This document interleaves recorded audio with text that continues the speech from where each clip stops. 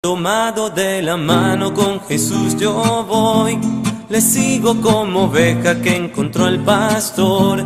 Tomado de la mano con Jesús yo voy, a donde Él va.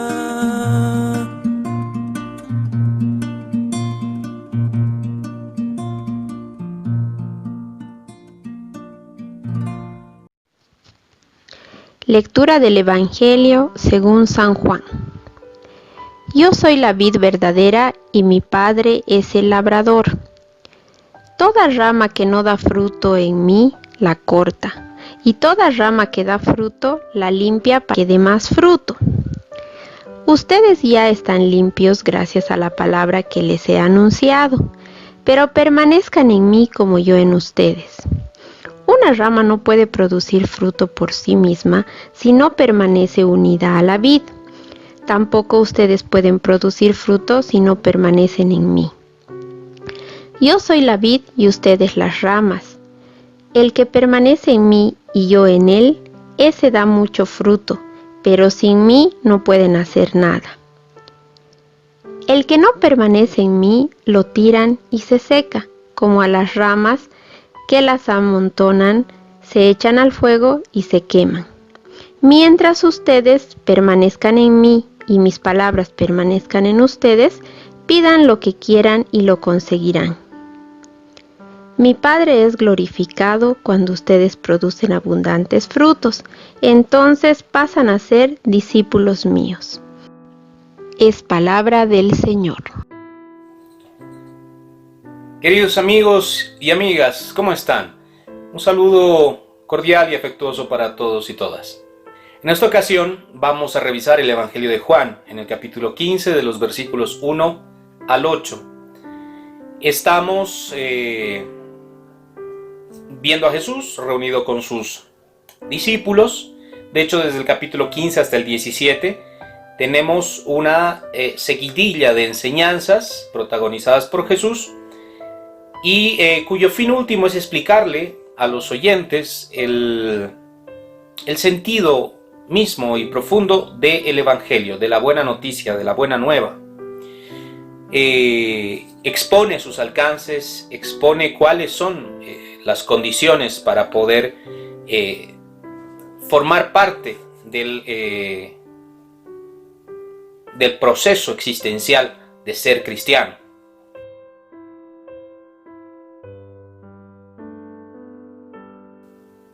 Jesús está utilizando en esta ocasión una forma narrativa muy típica de los evangelios y siempre protagonizada por Jesús, que son las parábolas.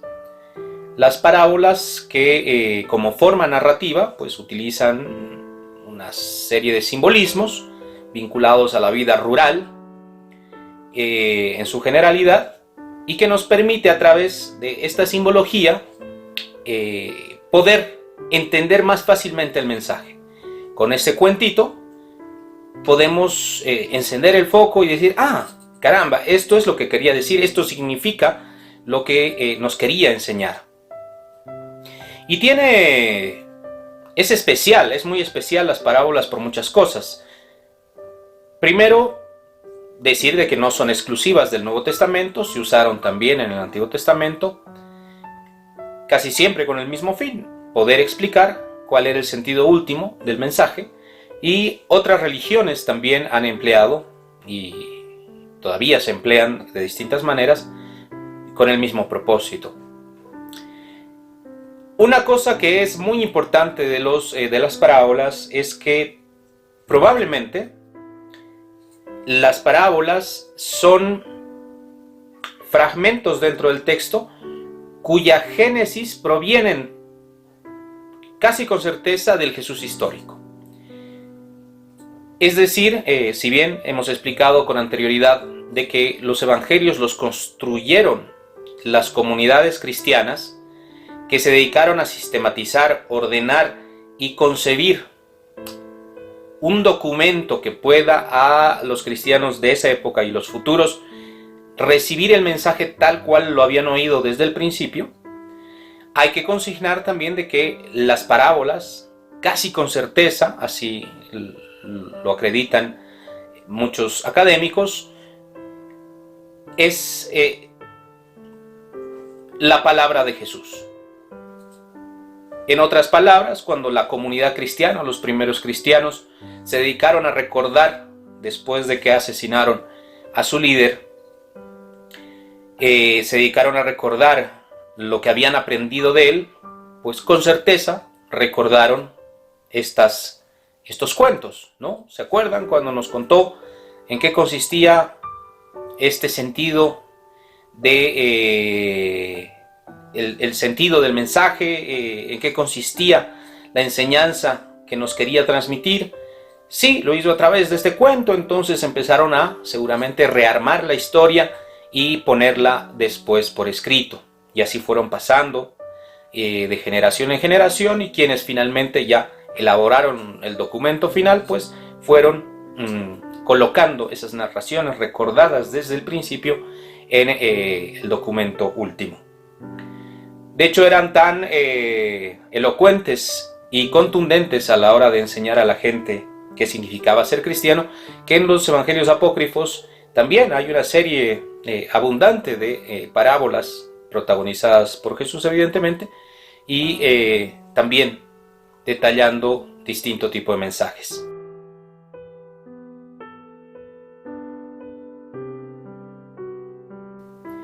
En este fragmento, Jesús utiliza la imagen de la vid y el viñador. Yo soy la vid verdadera y mi Padre es el viñador. Nuevamente tenemos una imagen rural donde podemos ver pues una relación dialéctica entre padre e hijo. Esto ya lo habíamos comentado antes. La relación de padre e hijo tiene un sentido de conectividad, de mediación con los vivos, con los creyentes. Conocemos al Padre porque hemos conocido a Jesús y a través de sus enseñanzas sabemos qué es lo que Dios quiere de nosotros, y a través de Jesús nosotros podemos alinearnos a la voluntad del Padre. Entonces esta relación de mediación se intensifica, ¿no?, al utilizar esta narración con estos argumentos, porque hay como un paralelismo que enfrenta a esta visión de la cuestión con otra visión formulada por el pueblo judío en Isaías, en el capítulo 5, del 1 al 4. Se habla también de que el pueblo es como una vid que Dios plantó con mucho cariño, y esta vid no respondió bien. No era lo que Dios esperaba, y en vez de racimos que den buena uva, dieron un fruto amargo que no servía. No sabemos si hay una conexión directa de este texto con el anterior. Muy probablemente quienes entendían las Escrituras hicieron esta relación y enriquecieron la parábola con este sentido de mediación. ¿Por qué? Porque en este caso ya no es el pueblo la vid, ya no es el pueblo de Dios la vid que tiene que dar frutos, sino la vid es Jesús. Y esto es un cambio pues gigantesco desde mi punto de vista, porque en este caso el mediador abraza a todos sus hijos y los convierte parte de la planta, los convierte parte de la vid, los hace parte de la vid. Son los racimos de ese tronco en el que podemos ver a Dios. Esto es muy interesante porque, en otras palabras, se nos está diciendo, ok, ustedes quieren ser cristianos, perfecto. Entonces, para ser cristianos tenemos que imitar a Jesús, tenemos que ser como Él, tenemos que llevar a la práctica todas las enseñanzas. De lo contrario, vamos a ser unas ramas secas que no den fruto, que no van a servir para nada. Y estos sarmientos tienen que cortarse, ser arrojados fuera, secarse y después echarlos al fuego para que ardan. Bueno, esta imagen un poco pues catastrófica de los racimos secos no quiere decir otra cosa, sino que ser cristiano es un posicionamiento existencial. ¿sí? De hecho, en este sentido, muchos filósofos y teólogos nos han dicho de que el cristianismo es un humanismo. Y este humanismo y este mensaje lleva de por medio algo que no se simplifica en una religión. No podemos entender el ser cristiano con un tipo de persona cuya actividad principal es asistir a una celebración litúrgica para comer una masita seca de harina, de trigo. Ir a cantar y ya, ¿no? O levantar las manos. No se puede reducir a eso ser cristiano. Ser cristiano es una praxis, es un modo de ser en el mundo. Y esto conlleva pues una serie de responsabilidades. De lo contrario, eres una rama seca. Y te deberían cortar y te deberían dejar secar y después meterte al fuego y saltar en San Juan encima tuyo.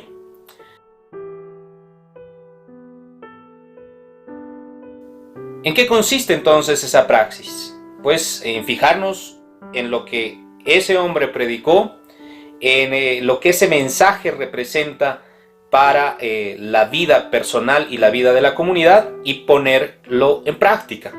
Materializar en la historia la buena noticia de Dios. Ya lo habíamos comentado antes, ¿no? El tema pasa por eso. ¿Cómo podemos reconocer al viñador? ¿Y cómo el viñador nos puede reconocer a nosotros? Pues será seguramente por nuestros frutos. ¿Y en qué consisten esos frutos? En enaltecer, revalorizar y dignificar la condición humana. Y esto no es un fin particular, personal, individual. Es una tarea que debe ser encarada por cada uno de nosotros respecto a los prójimos. Y los prójimos no son seres etéreos, no son materialidad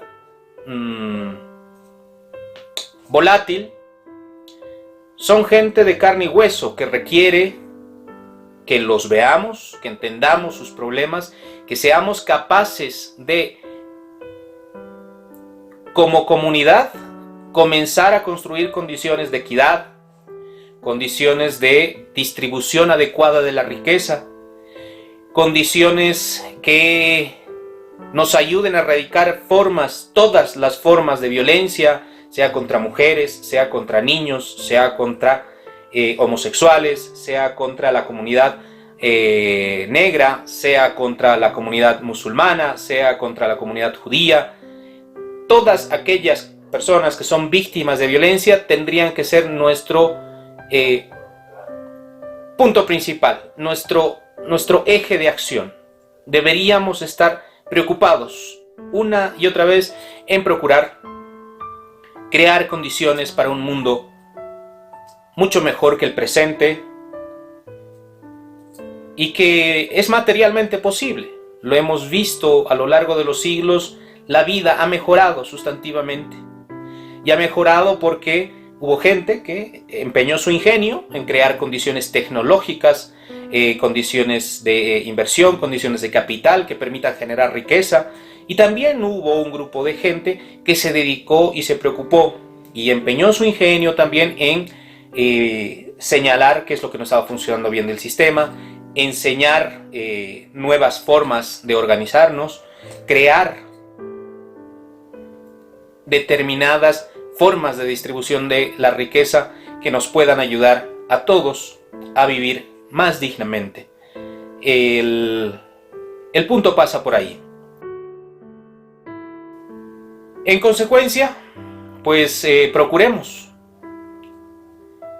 vernos como parte de un árbol al que pertenecemos, toda esta comunidad humana, y la manera en que podemos transparentar aquello que la divinidad ha soñado para su creación, pues lo materialicemos en la felicidad de cada uno y de cada una de las personas que formamos parte de este planeta. De todo lo viviente también, que ahora es víctima precisamente de el desenfreno, de la ambición, de la locura del poder. Un abrazo y mucho ánimo. Nos vemos.